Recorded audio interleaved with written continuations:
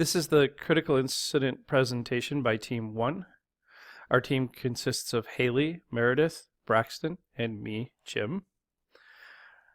Our critical incident centers on a transition of leadership involving a bit about instruction involving data analysis, and this is going to be taking place in a school culture.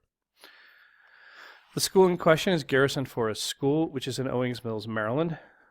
This is a picture of the lower school there. Garrison Forest School is situated northwest of Baltimore City and is in a crowded market of independent private schools. Probably the third crowded market, third only to Boston and New York City. So Garrison Forest School is an all-girls independent private day and boarding school. It runs from pre-K through 12. Currently enrolls 455 students. It has a day school program that runs from pre-K through 12, a boarding program that runs from 8 through 12, and 20% of the boarders are international students. Okay. The school has 3 divisions. It has a lower school that includes the preschool. It has a middle school that runs from 6th through 8th, an upper school that runs from 9 through 12, and there are 44 boarders between the 8th and 12th grade. And this gives you some of the facts and figures as far as enrollment and tuition for each of those levels. Okay, major players in this change of leadership are the head of school, who is in charge of the entire building, both plant and instructional side of the house. The division heads, each of the divisions has their own head at a lower, middle, and upper school.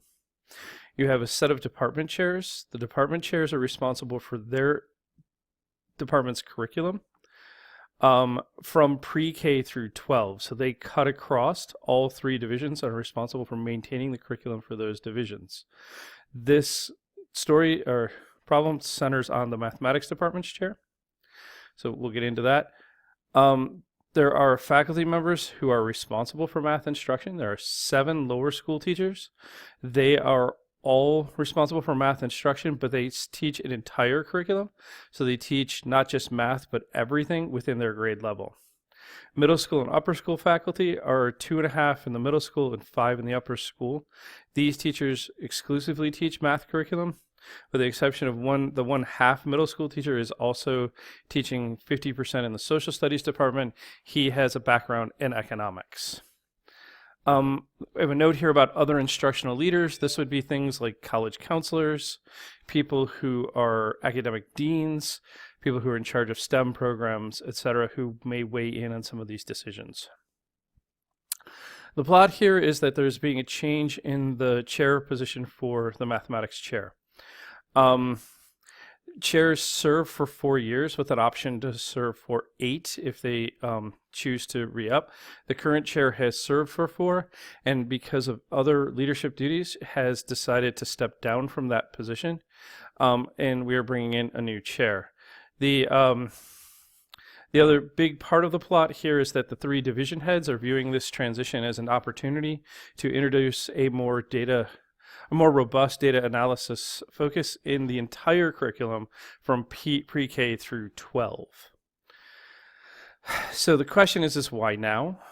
And you'll note in the slides here that as we're going along, as we reach places that specifically reference readings that were in our course, those references are going to be at the bottom of the slides, while the material will be at the top. So just kind of be attentive to what's going on there. The previous chair was largely focused on stability of the department. In the past 4 years, she reduced turnover massively. The math department went from being one of the most highly turned over departments to one with has the least amount of turnover.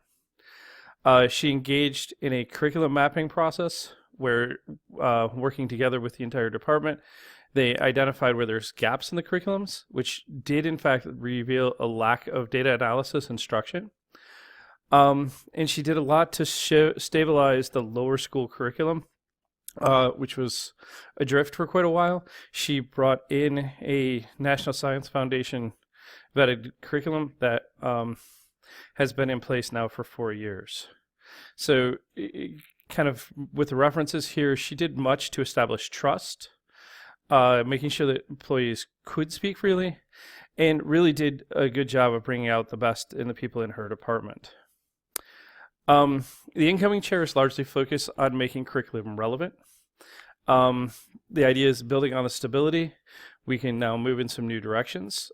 He personally has a background in data analysis, which is what the heads are attempting to leverage in making the shift.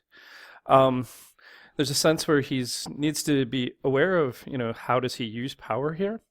And how does his social style impact the decisions he's going to be making moving forward?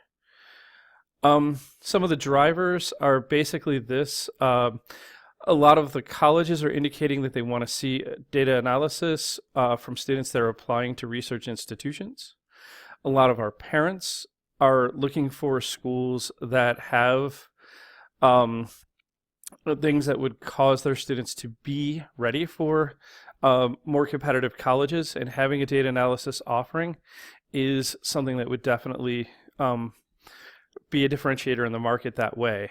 The crowded Baltimore market is one that does not currently have any school that's offering an embedded data analysis program. So it looks like this could be done. We want to note that students can oftentimes look out at the end of the lower school and at the end of the middle school periods to other schools because of the crowded market.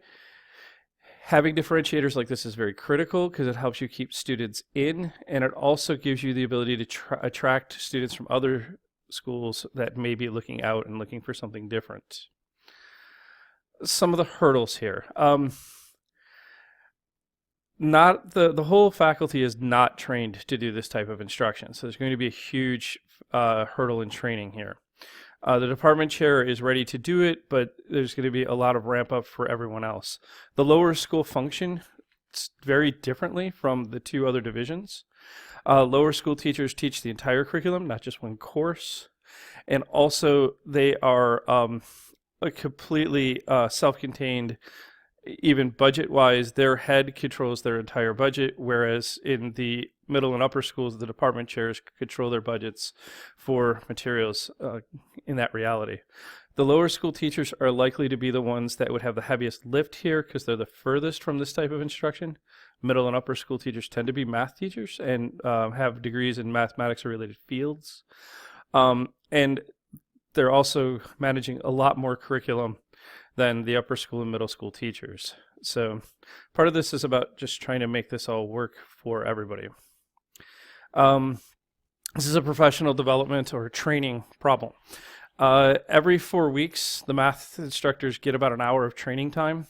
There's 2 half days that are calendared for departmental time. And there are summer grants that allow for about 30 hours of work. There's some external workshops that could be attended. These are supported by the school, and the school also provides graduate school tuition reimbursement up to $6,000 per teacher per year. So we're going to move into our questions for discussion. So we've kind of framed 4 of them. A lot of them are about this transition, and at the bottom of each question, we've kind of got the list of references that these questions you might want to look into as you're trying to answer these questions. So the first one here is during the teaming phase at the opening here. How should the department chair go about scoping, structuring, and sorting? So we want to kind of hearken to Edmonds' teamwork on the fly there as you're thinking about that question. Number 2, there appears to be a hierarchy amongst the current teachers based on their level of proficiency relating to data analysis, with the upper school math teachers being at the top and thus having more responsibilities to successfully integrate the new topic. This sets up a situation where teachers from the lower and middle school may fall victim to reputation pressure or fail to speak up on the topic of educating students on a new topic just because they may not know data analysis as much as the other teachers. What can upper school teachers do to help encourage open conversation, to avoid ideas only coming from one subgroup of the team, and to make the final implementation work across all levels and not just for upper school students? So we'd like to reference Making Dumb Groups Smarter there as a possible source for some of your discussion on this. Our third question is to maintain a competitive edge and avoid losing students during the critical transitional years. Garrison Forest's math department should implement the new curriculum as quickly as possible.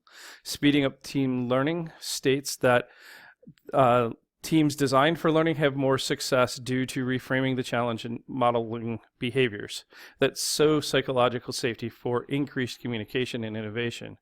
How can a large multi-level team be redesigned to allow more opportunities for collaboration and communication? So again, we're referencing speeding up team learning there, and this may be a good resource to look into as you're answering that question. And number 4, teaching is a draining job. And the directive being communicated to the team can feel like just one more thing on an already overflowing plate.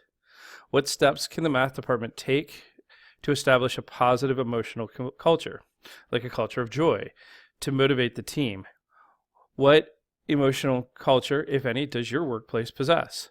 And this is a reference to managing your emotional culture. And I'd like to hear what you have to say there.